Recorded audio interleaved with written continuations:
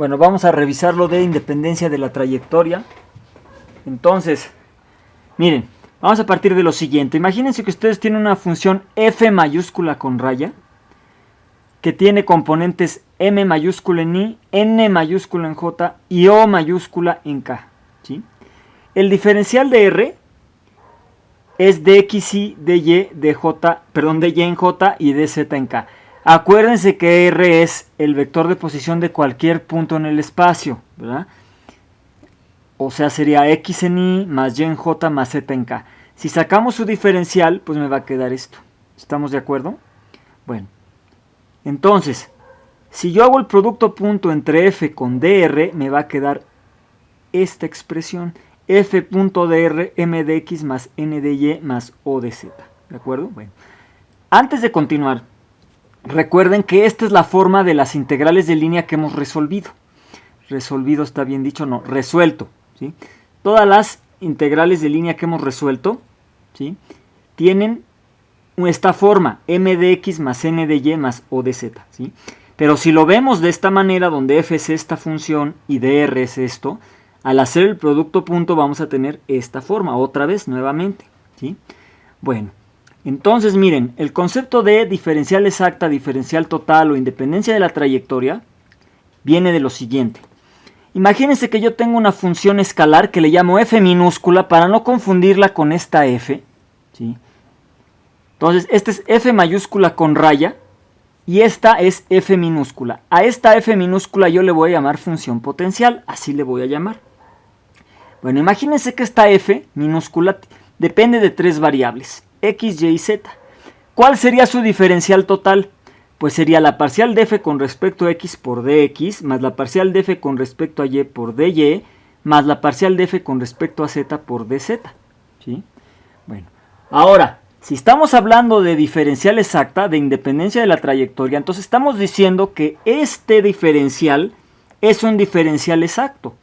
Este diferencial exacto, si ustedes comparan esto con esto, entonces quiere decir que esta cosa es igual al diferencial de esta cosa. ¿Sí me explico? Si este diferencial total es igual a f.dr, que es este integrando que tenemos aquí, entonces la única manera de que estos sean iguales es que, véanlo aquí, si esto es igual a esto, quiere decir que m es la parcial de f con respecto a x, n es la parcial de f con respecto a y o es la parcial de f con respecto a z.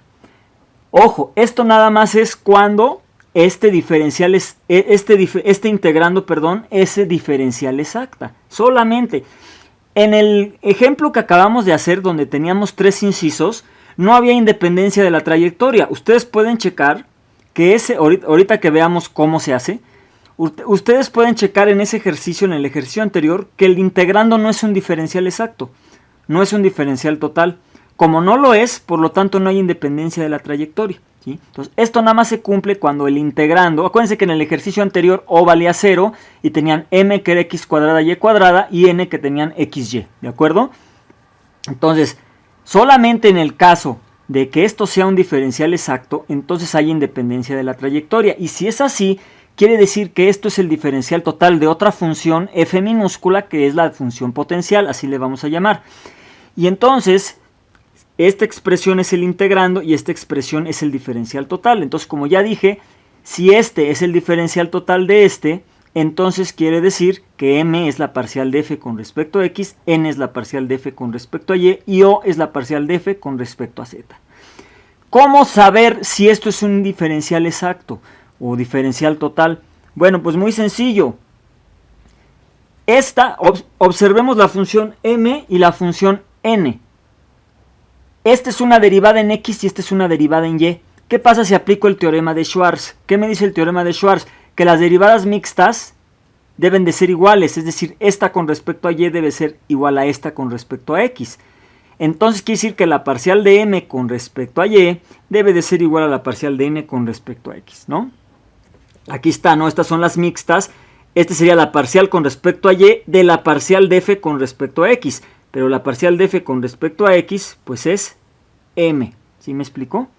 Bueno, entonces, si esto se cumple, quiere decir que se tiene que cumplir esto, ¿no? La parcial de m con respecto a y es igual a la parcial de n con respecto a x. Ahora, comparemos esta con esta. Este es en X y este es en Z. Lo mismo, se debe de cumplir el teorema de Schwarz para las dos. La parcial de esto con respecto a Z, que sería esto, debe de ser igual a la parcial de esto con respecto a X, que sería esto. ¿Sí me explico? Esto se traduce que la parcial de M con respecto a Z debe de ser igual a la parcial de O con respecto a X. Y ahora, comparemos estas dos, esta con esta. Esta es una derivada de la función, pero con respecto a y esta es una derivada de la misma función, pero con respecto a Z. Entonces quiere decir que el teorema de Schwarz para estas dos también se debe de cumplir. Es decir, la derivada de esto con respecto a Z debe de ser igual a la derivada de esto con respecto a Y. Aquí lo tienen. Esto quiere decir que la parcial de N con respecto a Z debe de ser igual a la parcial de O con respecto a Y.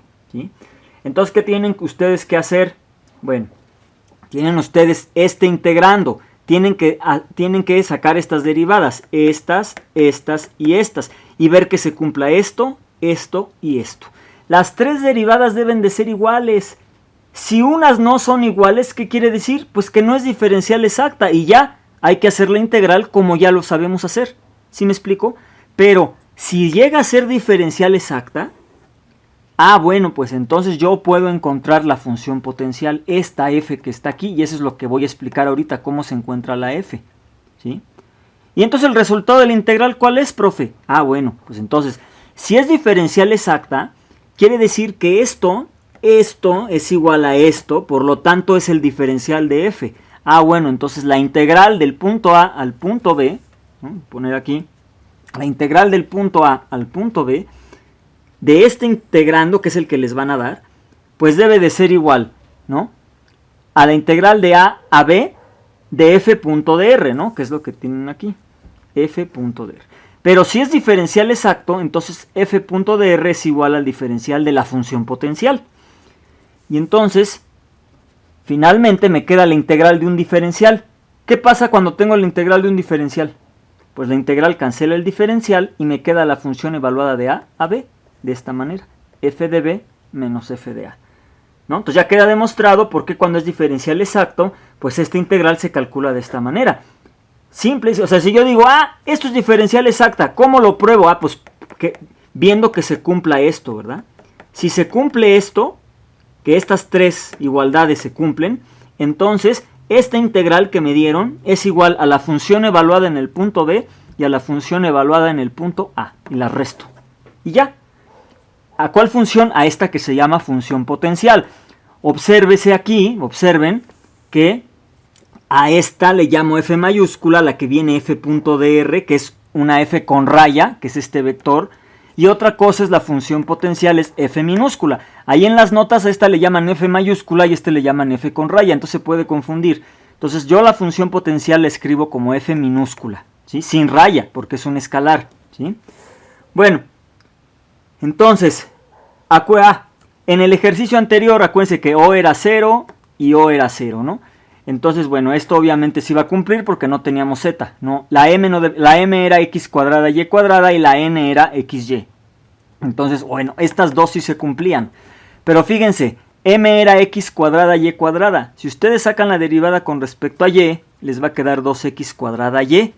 Y si sacan la derivada de n, que era xy, con respecto a x, les va a quedar y. Entonces no son iguales. Por lo tanto, en el ejercicio que resolvimos anteriormente, no era diferencial exacta y por lo tanto no había independencia de la trayectoria, como lo pueden ver en el inciso A, que dio 39.6 me parece, el inciso B, que dio 31.6 y el inciso C, que dio 18. Eso es porque el integrando que ustedes tenían, el m de x más n de y, que era x cuadrada y cuadrada de x más xy por dy, en ese ejemplo eso no era un diferencial exacto y lo pueden corroborar con estas expresiones, ¿de acuerdo? Bueno, entonces, así se calcularía la integral. Cuando esto es un diferencial exacto, entonces la integral se calcula como la función potencial evaluada en el punto final menos la función potencial evaluada en el punto inicial. Y ya.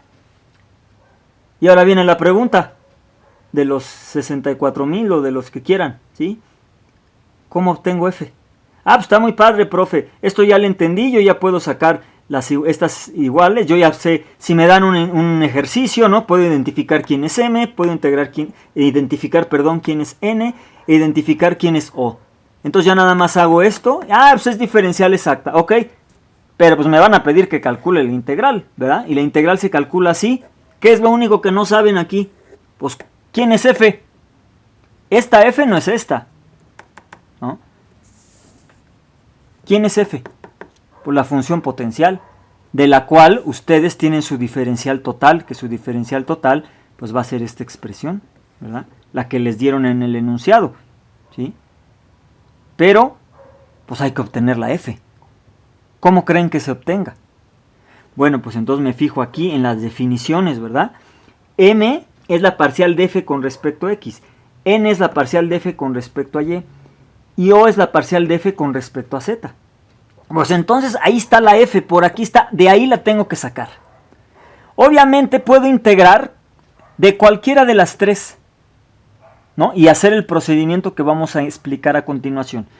Pueden empezar con N, luego seguirse con M y luego seguirse con O. O empezar con N, luego con O y luego con M.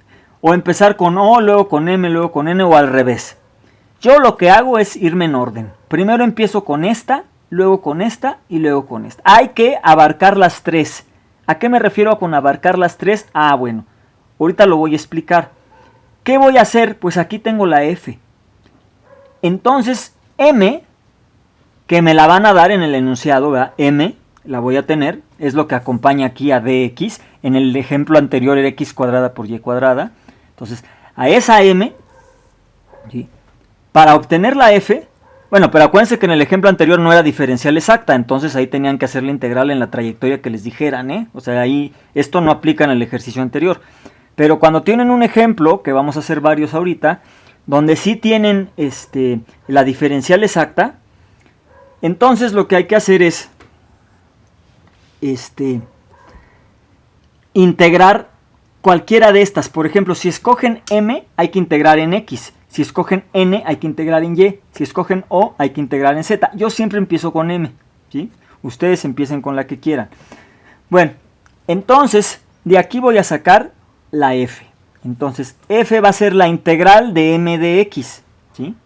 Bueno, pero aquí, miren, estos son conceptos básicos de derivadas y de parciales y de integrales que no sé si ustedes tengan presentes. Siempre que explico esto me cuesta trabajo porque mucha gente no entiende, o no, más bien no me doy a entender que cuando yo integro a M, me queda una función phi1 que puede depender de las tres variables, pero me queda una constante. O sea, acuérdense que como no, las integrales hay de dos sopas, ¿no? Si no les voy a poner límites, entonces tengo que acarrear constantes de integración.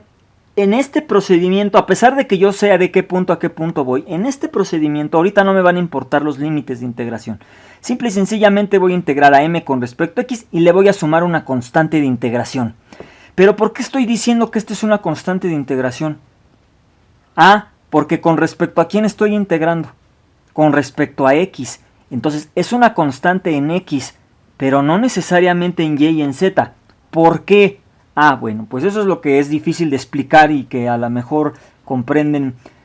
No lo hago muy bien para que me comprendan, pero pues lo voy a intentar, ¿sí? Miren, ustedes tenían una función potencial, esta F, que dependía de tres variables. Y entonces M es la parcial de F con respecto a X.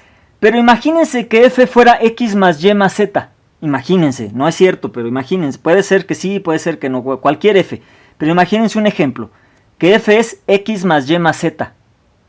¿Qué pasa cuando derivo con respecto a X? ¿Qué pasa? Pues se desaparece la Y y la Z. ¿Están de acuerdo? Si yo derivo X más Y más Z con respecto a X, me queda 1. Y entonces, a la hora que yo voy a integrar aquí, ¿sí? Imagínense que M vale 1. ¿Cuál es la integral de esto? X. Ok. ¿Y la F original era X? No. Era X más Y más Z. Porque al derivar con respecto a X me comí los términos que no tienen X, ¿no? En este caso, en el ejemplo que les estoy dando, X más Y más Z, y y z no dependen de x. Entonces cuando yo derivo, cuando saco la m, ¿no? M, que es la parcial de f con respecto a x, pues desaparecen los términos que no tienen y y z. Entonces cuando yo me voy a regresar, ¿a qué me refiero regresar? Cuando voy a obtener a f, ¿dónde está? ¿Dónde está? Aquí. Entonces si yo voy a integrar a m con respecto a x, le tengo que sumar términos que tengan y y z, que no los conozco, por eso le pongo g de y z. ¿Sí? Ese ejemplo que yo les di, bueno, pues sí conozco, ¿no? Que es y más z, pero bueno, aquí es para encontrar una función que no conocen. ¿Sí? Entonces, estos términos, por ejemplo, en ese ejemplo, en el que les acabo de dar, este sería x, ¿no? Y los g de y, este sería, o sea, por ejemplo, m sería 1, integran, les queda x, más una constante que no depende de x. Pero tiene que depender de y y z, ¿por qué? Porque en ese ejemplo que les di, pues aquí va acarreado ¿quién? Pues la y más z, ¿no? De la que estábamos ejemplificando, ¿no? Y bueno, después se sigue otro procedimiento para encontrar esta g. ¿Sí me explico?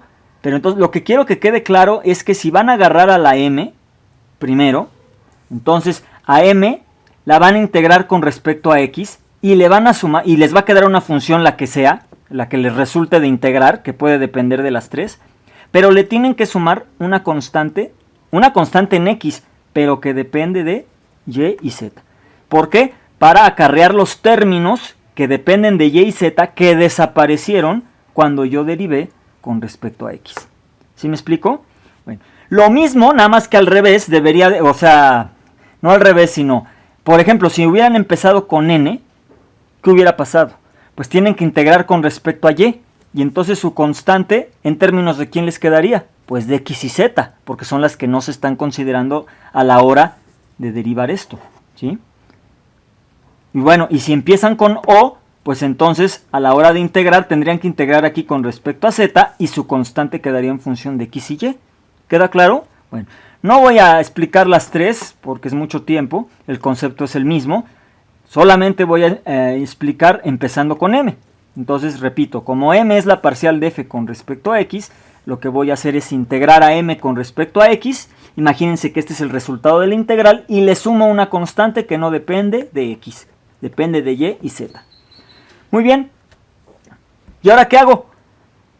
Ah, bueno, pues ahora me voy con n, ¿sí? Puedo irme con cualquiera de las dos, pero bueno, yo sigo con n. ¿N quién es?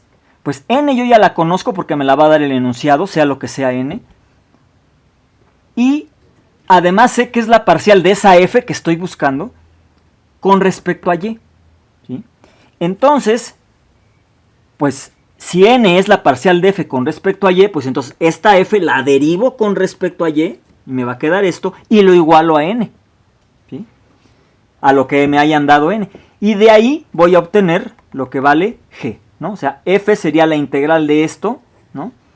Con respecto a y de ahí voy a obtener lo que vale g, ¿no? Cuando yo iguale esto con esto, voy a obtener, o sea, va a haber términos que se van a cancelar con esto, y entonces de aquí voy a despejar la g. ¿Cómo? Pues integrando, ¿no? Integrando la función que me quede, ¿no? Lo vamos a ver como un ejemplo.